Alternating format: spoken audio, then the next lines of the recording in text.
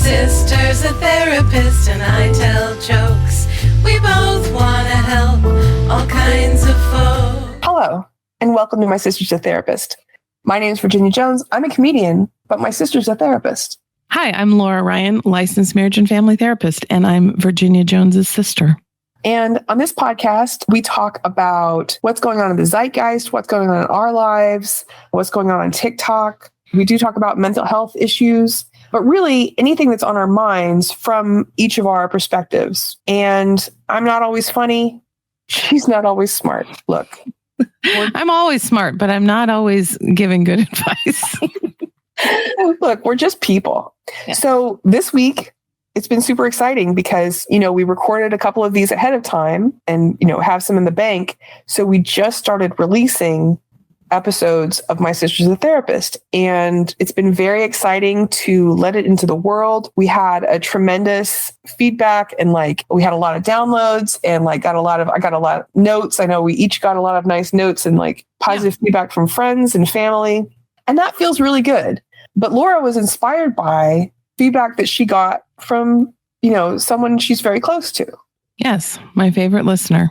Shout out. Our number one listener. Our number one fan. I'll just call her that. So our number one fan she and I differ a lot politically, and she has her perspective, which I respect, is she's much more middle of the road. So her feedback was, hey, you're speaking very divisively. You're really bagging on men pretty hard. Had you thought about maybe not doing those things so much? And that's a valid question.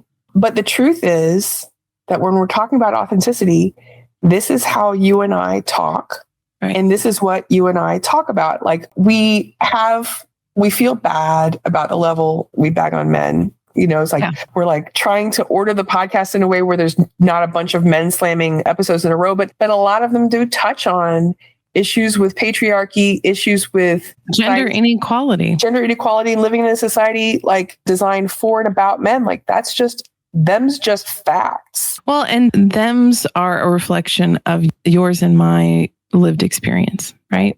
Yes. Which is authentically who we are. Let's talk about authenticity. Authenticity refers to being true to oneself, genuine and honest in one's actions, words, and relationships. It involves aligning your external behaviors and expressions with your internal beliefs, values, and feelings. So what does being authentic mean to you, Virginia? Being an authentic person to me means walking the walk, right? Yeah. If I tell a bunch of people that I am a vegan or strict vegetarian, and then I have a bacon cheeseburger, that's inauthentic. I want my inside thoughts, ideas, morals to be reflected in my behavior. So I read an article not too long ago about the Good Samaritan. And there was an experiment done by scientists, because scientists are probably evil. And they love experiments, man. So in the experiment, they took Christian leaders, so different religious people who on a Sunday who were doing a talk on this particular Sunday about the Good Samaritan, right? And they set up situations in the street on the way to the commute where there was a person who needed help in the street at a traffic stop. Oh, they were also running late. And 100% of the time, these Christian leaders passed up this person and passed up this possibility of becoming a Good Samaritan. So to me, that is living inauthentically. And I'm sure that all of the people in this experiment had justifications that they were making to say, I'm serving the greater good. I'm short on time. I have responsibilities. Yes. And ultimately, that's what every Marvel villain uses as justification. I mean, that's real Thanos logic there. Right. I'm doing what I'm doing for the greater good, therefore it is justified. Right. Now, Thanos, Laura has not seen all the Marvel movies. Why don't we explain who Thanos is for the average listener? Thanos is a giant purple man with a butt chin, okay? Okay. And his hobby, his interest, his main motivation is he wants to destroy half of all life in order to better distribute resources. He's like, these People are starving. Planets are running out of resources. My solve is if I kill half of everybody, everyone's going to be happier. Okay. So, and as dreadful as that is, he's being 100% authentic. He believes in what he's doing. Yeah. He believes he is justified, and he thinks he's doing something for the greater good. Now, I did read an article that number is too low. You have to destroy way more than 50% of people because they will reproduce in like 1-2 generations and be exactly where they were. Mm-hmm. But he's living authentically. He is living authentically. So while we're talking about Thanos, let's bring Jean-Paul Sartre into the conversation. So he argued that human beings are fundamentally free and that this freedom is both a blessing and a burden. Mm-hmm. On one hand, it allows individuals to create their own meaning in life and to choose their own path. But on the other hand, it requires individuals to take responsibility for their choices and the consequences that follow. Well, and people hate doing that. Yes. You and I, one thing we have in common because we are sisters, which I don't know if people know. It's the title's a little bit of a giveaway. You and I grew up in a religion of the Latter-day Saints. One of the main tenets. Shout out to the LDS. Shout out to Mormons. One of the main tenets is that we have freedom of choice, that we have free will. And like that was something they really, really, more than conventional Christianity, I think, like drummed into us that we are able to make our own choices. And that was presented to us as a gift and a curse. Right. Because you're just a people and you're just trying to do the best you can. Right. But yeah, you do see people in the world who would rather not make their own choices and would rather follow a leader. And that can be really dangerous, as we see in our increasingly fascist political climate. Yeah. So circling back to Sartre. So he was living, I don't know if he ever officially married Simone de Beauvoir. They were in a long-term relationship. She was his widow when he passed, but they lived. So they were hooking up. Yeah. Yes, they were hooking up. They lived very unconventionally. They actually never lived in a home together. They lived in hotels, and they would get rooms that were either right next door to each other or down the hall from one another. And they would each inhabit their own hotel room so that no one was responsible for domestic labor, so that they could have their own dating and relationships because they were poly before poly was cool. But I think that, living in their authentic way probably cost them something. But he argues that authenticity is essential because it allows individuals to live a life that is true to themselves. Authenticity means resisting the pressures of society and the expectations of others, and instead choosing one's own path based on one's own values and beliefs. I just finished a very good book by Tolhurst, who was the drummer for The Cure for many, many years. And he talks, it's about goth, and he goes a little bit through the history of goth in England and up to California death rock. And he ends up by talking about people who've been goth since the 80s, people who've made like lifestyle decisions in order to be true to themselves and to be authentic, and how other subcultures sometimes don't do that. And like, certainly there's people who were goth for a minute and stop, but many people identify with this subculture so heavily that they consider it part of their authentic self. Yeah. And they've made decisions so that they can live authentically, which is like, it is beautiful, but it also seems a little superficial, but also I don't know, I enjoy it. Like I understand the pull of living authentically. And like when we talk about trans kids, this is the pain that they're living with is the pain of inauthenticity. Right. They're just trying to make their feelings make sense in the world. Right. So, when I read the Sartre quote, I was thinking back to when I first started out my professional career, like after leaving college. The listener may not know this, but I was a hypnotist professionally since I guess I started that in 2001. Actually inspired me to become a therapist because I found out that hypnosis is not a cure-all for every mental illness, and you actually do need some clinical training. So I went back to school. But when I first got into the biz, I was a very young woman. And when I started out my career, I used to try to be what I deemed the perfect professional. So I wore heels, I wore blazers. I had in my first job, there were a lot of boomers and there was a lot of racist commentary that was kind of made. And I in Texas, you guys. Yes, I live in Texas. And it was a particular population of people, right? They were from smaller towns anyway. And so I didn't want to rock the boat too much because I needed to be paid money. And so I didn't confront their racism. I was also on a work schedule that was 9 to 8, which was really taxing and does not fit with my authentic life. And so the result was that I was super stressed out. I was drinking too much, and I had a lot of clients that were not technically a good clinical fit for me. And so, it really did affect my ability to do my job. So when you think about your career as a stand-up comic, how do you see yourself transitioning? This is a sidebar, but I'm going to get into it. My favorite story about when you were dressing professionally to go to work, how you felt you should be looking. It was the time you were wearing high-heeled boots and it was icy and it was too slippery on the sidewalk to walk in your boots. Because Texas is not prepared for any kind of cold weather at all. No. And so you had to crawl on your hands and knees like a puppy. But I looked very professional. But you that's a professional look. Yes. So being a woman in comedy, you get a lot of advice from men. And this is not bashing men. I want to say that right now. But a lot of the advice you get is, and from well-meaning people. When I started in comedy in Portland, the main market was to go on the road and do casinos, do shows at, like Ramada Inns in Pocatello, Idaho.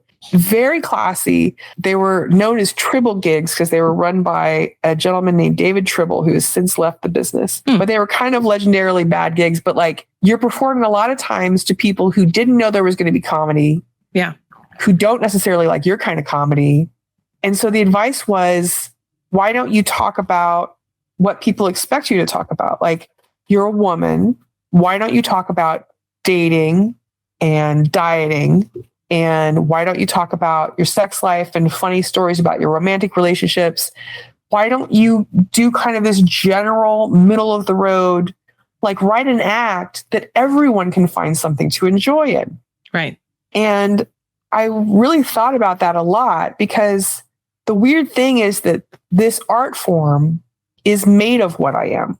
That's why we can't do a podcast based on not who we are. Like, who we are is our relationship, and that is our conversations. And I actually saw like a couple comedians led me to believe that this wasn't the path. The very funny Kyle Kinane came and did a festival in Portland, and his stuff was so bizarre and so specific to him.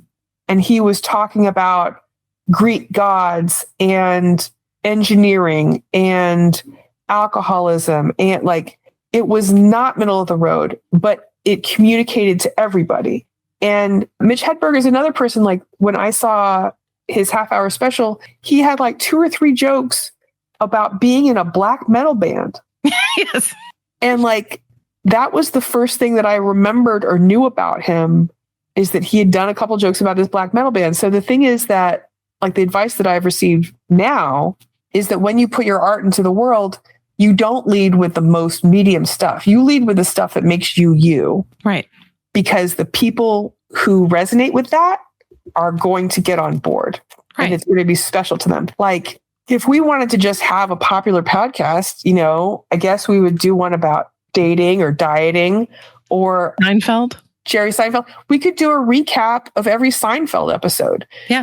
We could talk about the most popular Subway sandwich ingredients. Like, there's a lot of like medium things that we could devote our time on, but we're not passionate about it. And it's just not what we're made up of. Right. So it is inauthentic. And so it wouldn't read well and people wouldn't respond well. Like, I had the feedback recently from a long-term client. I think I've been seeing them for 6 or 7 years. But the feedback that this person gave me was that she appreciated all of my clinical knowledge and all of my training and everything that I bring to the table professionally. But the reason that she has stuck with me over time is because of my shared experiences, my perspective, and all the things that she and I have in common. So what I've discovered, because I noticed when I first started my private practice in 2006, I was still heavy into people pleasing. And so I would have clients come for 1 or 2 appointments and then blow out. And I think it's because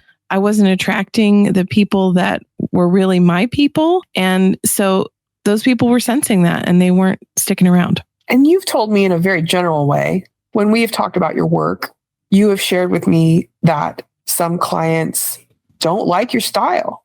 Yes. They find you too hard-edged sometimes. They find you too mean sometimes. They find my sarcasm. Your sarcasm is not great for some. Look, and not everybody's going to like it. Look, not everyone is going to like you. Right. And there's no people-pleasing package that you can force yourself into that means everyone is going to like you.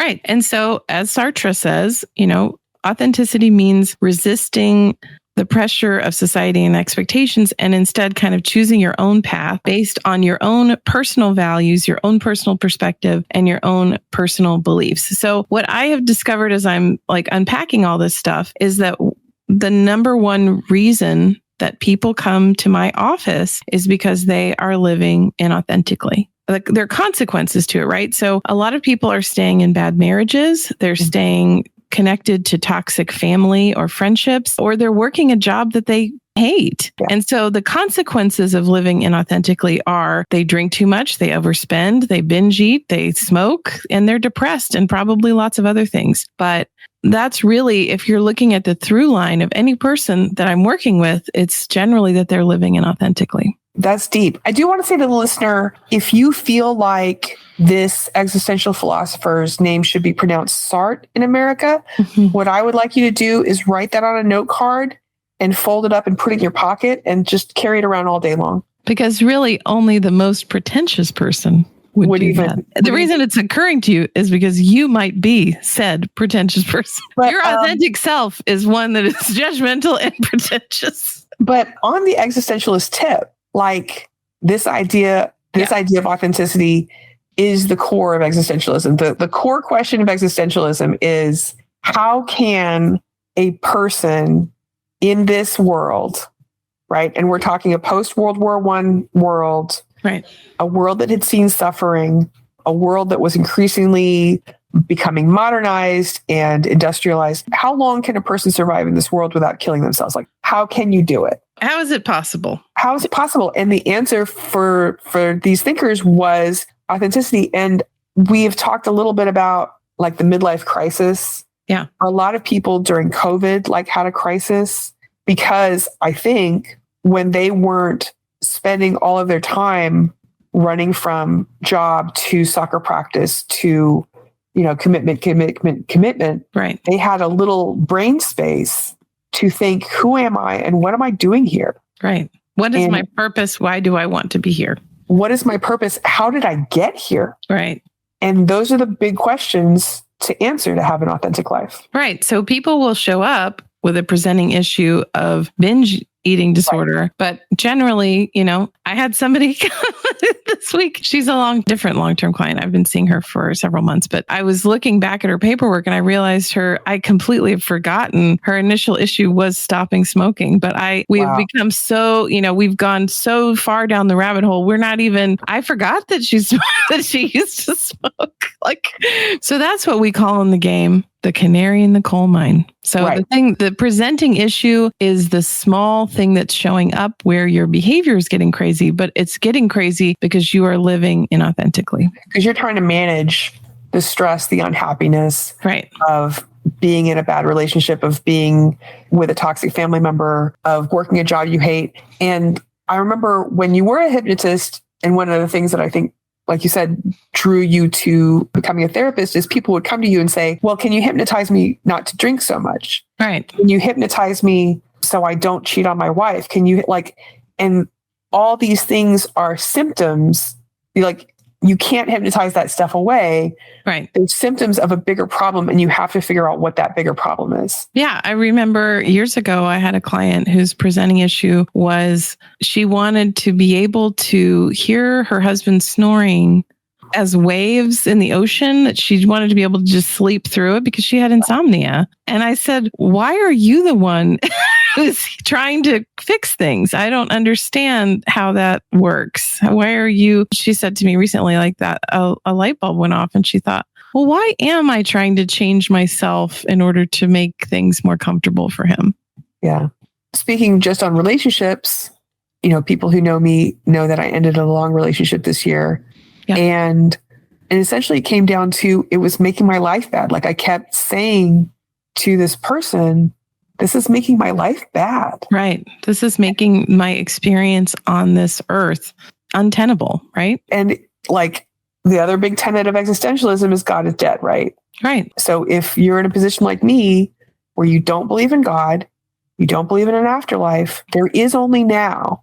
Right. And if now is bad, you have to figure out how to make it better. Right. And speaking as a person who does believe in an afterlife, I still think we need to make the most of our time in a meat suit. Like this is the only time I'm going to be this person in this meat suit. So I need to make the most of this time. Laura and I were talking about the misery of the Middle Ages. Yes. And the many famines that people suffered through because of changing climate, right? Yeah. They were dealing with climate change even back then. But largely having to do with volcanoes. But the idea of an afterlife and the idea of behaving correctly on Earth so that you are rewarded is a medieval idea. Like that's when that started coming out, because you did have a whole class of people, the serfs, who were, it wasn't like in America where you were born and someone says, you could be president of the United States. You can't. Only a very small number of people could be that. But like, it's kind of still the same if we're being honest. Still the same. Yeah. If you're born into poverty and your whole family is poor and you're just trying to make enough to get by, it is helpful for rich people to have this imaginary place where you have to behave correctly so you can go. Like the whole idea of the afterlife, I think it was born out of a desire to control the lower classes. Yes, absolutely. I mean, I think that God with a capital G up in a cloud, I think that was definitely there to keep the plebs in line. So I was reading an article called The 9 Telltale Signs That You're Dealing with an Inauthentic Person. What Deep says is authentic people are self-aware. They avoid blaming others for their own mistakes. They accept their own strengths and weaknesses. They show vulnerability, and they open themselves up to others and connect with people on a deeper level. I think self-reflection is also the core of existentialism. Like, so when we talk about self-examination, we can go all the way back to Socrates, who definitely the existentialists were cribbing off of, but he said the unexamined life is not worth living. Right. And that doesn't mean it can't be a fun life, but it's how you wind up in a crisis, right? Right. Because I think if you are, there's that phrase, ignorance is bliss. Right. Because I think it is bliss, but is it, I think personally, that the reason we're here is to grow spiritually, to learn, and to become better people. Mm-hmm. And if you're just spending all day, in a sunbed watching Love Island, then, that is bliss. It's probably a very soothing, calming life. I don't think it's why we're here. Well, and like the crux is like when everything's going well in your life, you could be unexamined. But the crux is when you find yourself in crisis and you say, this isn't the life I wanted to lead. I don't know how I got there. I don't know who this spouse is. As David Byrne once said, this is not my beautiful house. This is not my beautiful wife. Right. That's the toll of not examining. Right. That's the cost. Well, you become a stranger to yourself. Right. So again, like if you think about, men who are pretending to be straight and marrying women and having families, like I feel like that is hell on earth. Yeah. That would be the worst thing in the world. And so I think it was. Based on personal accounts and stuff, I can't imagine. Being married to those men? Not a picnic either. No, because a woman doesn't have all the information, she has been pulled into an inauthentic life because she's thinking, well, authentically, I love this person. I want them to be attracted to me and to pursue me sexually and show me that they love me in a romantic way. And obviously their husbands didn't have the capacity to do that. And then women blame ourselves. Right. So how to be true to yourself. How do you do it? There's an article in Mind Tools that says authenticity means that you are true to your own personality, your own values, your own spirit, regardless of the pressures that you're under to act otherwise. You're honest with yourself, and I think this is an important part, with others, and you take responsibility for your mistakes. Your values, your ideals, and your actions align. As a result, you come across as genuine and you're willing to accept the consequences of being true to what you consider to be right. So with this podcast, I am taking a risk because it's not for everybody, but also like when I'm in an office with someone and I'm telling a story about, a friend or family member, it's just between the two of us. And what I've discovered already with this podcast is that when I share it here, that person can hear me say it, right? It's tough. It's difficult because, it can be offensive and it can be hard. But I also feel like if I were to just pepper these conversations with generalizations and not give any true experience, and that's, again, very inauthentic. And this would never be successful because no one wants to hear people babbling on about stuff that's meaningless. And to say that you're living authentically, I want to be clear that it doesn't mean that life is going to be easier. It probably isn't. It will likely be harder. One thing that I think is progress for us as a species, and especially in America, you and I as Gen X, I think that we are the last generation where queerness was universally reviled. Yeah. And to see an end to the phenomenon of self-hating queer people in my lifetime is amazing. It's pretty incredible. And just like, I knew gay kids in high school who were trying to get around it, gay kids in college who had a steady girlfriend, like who were trying to live the life that everybody else wanted them to live. Right. And it's misery. Right. I remember actually in junior high, I had a band friend and it was a boy and he played flute and he had a lot of characteristics that one would associate with the gay community. And I remember he called me and he basically sort of alluded to the fact that he had a crush on me. He was like, I like this girl. And he told me all these things about said girl. And those were all me. I said, man, you don't like me. You like dudes. Like, why can't you just...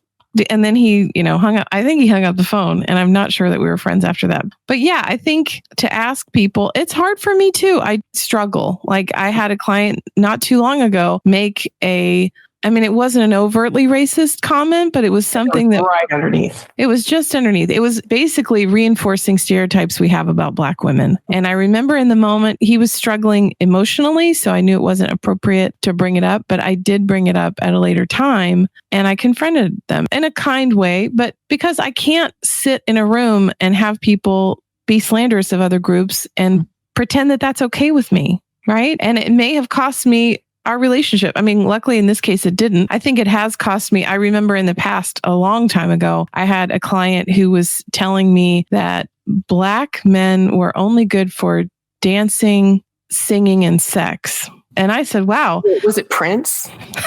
Was the person Prince?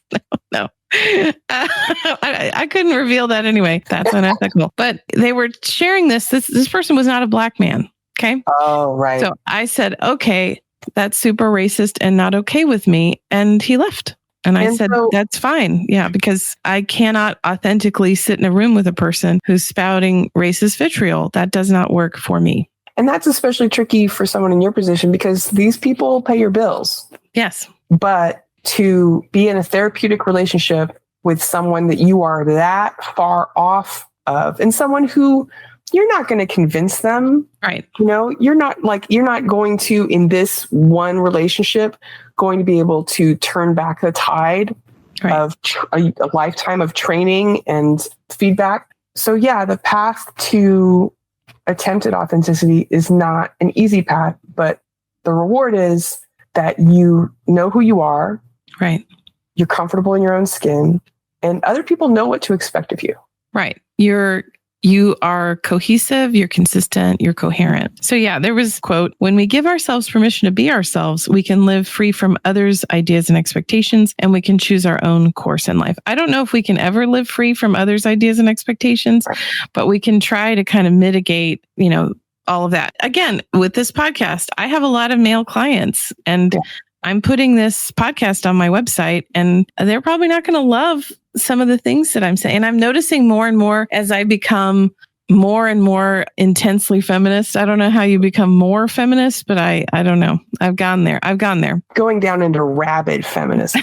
Yes. As I border on rabid feminism, I find myself confronting men in my workplace with, their own internalized misogyny, their unconscious biases, and they don't like it. No, because and we're not going to man bash because we said we wouldn't. Right. But the challenge they're having with their authenticity is that they think to themselves, I'm a good guy. I'm for a woman. Right. And there's a lot of guys in my life who feel that way. Right. But then they behave in a totally anti-woman way. Right. I think being a good guy is a very general swath, right? And I think a lot of people have different ideas about what being a good guy actually means. Mm-hmm. I think that men who see themselves or perceive themselves as good guys are men who would carry a feminism flag. They wear a t-shirt. They would maybe confront someone at work, but they have these unconscious biases. I think that's really the issue. It's like I've dated so many men. They fly the flag of feminism. They say that they want an egalitarian relationship with me, but it doesn't happen. And that's why the relationship has to end, because I can't be in a relationship with a man who does not see me as his equal. Right. Because no matter how sweet they are or how many books they've read, at some point they turn to you and say, why isn't the kitchen cleaner than it is?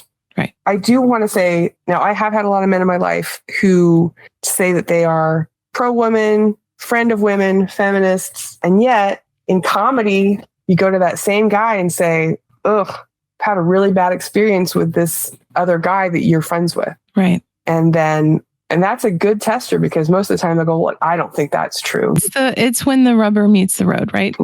Here's something they would have to sacrifice. Yeah. Right? When you have to lose something, like that's how I feel whenever I confront someone with their misogyny or with their racism. I might have to lose this relationship in order to live authentically. But I have decided for lots of reasons that it's okay with me to be able to, lose relationships in order to be my real self. So as we kind of circle the wagons on this, I want to approach it one more way that I think is relevant.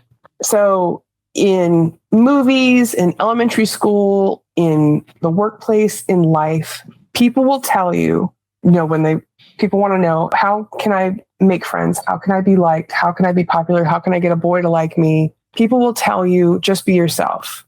Right. The crux of that is, it doesn't mean that people will like you. Right. But it means that the people who do like you will do it because they know who you are. So we've approached, how do you know you're living an inauthentic life? You're feeling discomfort. You're doing a lot of retail therapy, in quotes. Harmful behaviors. Well, you're doing self-soothing behaviors to an extreme. Like everybody needs an ice cream once in a while, but you are pounding it every day just to keep living your life. Right. Just to manage being alive. That means that something in your life is inauthentic with you. What do people do if they feel that that's true? Well, they could call me or somebody like me and sit down and really unpack. Okay, the way that I explain it to people is it's like the behavior behind the behavior. What is happening in my life that's so intolerable that I have to, drink 10 gallons of vodka a week to get through it? And I think question one is, can I separate myself from this relationship, this job, and sometimes I will spend years with people, trying to figure out how to do it. Is it possible? Yeah. So I think, and I guess my final note is living authentically means that I have to take risks and I have to suffer rejections, and I'm going to piss a lot of people off. But when I lay my head down at night, I will know that I'm living my best life. So what are your takeaways about authenticity? Yeah, very much the same. Look, if you have a crush on a man who's super into water skiing, and you say to him, you know what I'm super into is water skiing. And then you start a life together where you go on water skiing vacations and you watch movies about water skiing and you have posters in your house about water skiing and you really don't like it. And maybe you even are afraid of it. Yeah. You are living inauthentically. Eventually that person, either you're going to break down and say, I hate water skiing. And then they will have to ask themselves whether their relationship with you is what they want or not. Yeah. Or you're going to collapse under the weight of living this lie. And so trying to live an authentic life, and I know it sounds pretentious to say that, but trying to be true to yourself, like all these slogans, like these things we don't really think about the meaning of, they all mean the same thing. Stay true to yourself, be yourself, tell your truth. They mean be authentic, say what you mean what you say, and try to steer clear of people and situations that don't permit that. Right. And I think also accept that there will be consequences to living this way and get okay with it. And get okay with it. Yeah. Because if a relationship ends, it literally was not the one for you. Right. If a job ends, it literally was not the one for you. Right. You know, there will be other opportunities. There will be other people. And if you find something that's a better fit for you, you yourself will be happier. Right. So wrapping up today, I want to thank everybody for joining us. Laura, where can people find you online? Well, they can find me at my website, lauraryan.org, or they can find me on my TikTok. I am Laura Ryan. Virginia, where can people find you on the interwebs? Well, my TikTok is BADINIA, Badinia. And that is also my website. And that is also my Instagram and my Twitter and everything else. And in closing, well, if you want to reach out to the show, please write us at hello@mysistersatherapist.com. And I also want to say, if you like this podcast, please like and subscribe. Please, pretty please, with sugar on top. Write us a nice review. If you would like to write us a bad review, just go do something else. Write it on the back of a paper bag and then throw it in the trash. Yeah. If you liked the show, tell everyone. If you hate the show, tell no one. Right. And in closing, I would like to bring up a phrase quote from a TikToker and comedy writer I really like named Ginny Hogan, who I suspect is also a Virginia. Okay? No relation. No relation. But her quote is, therapy is about discovering the thing you think the problem is not the problem. Right. Unless you think the problem is your mother. Most roads lead to that. I'm just in my experience, FYI. Bye.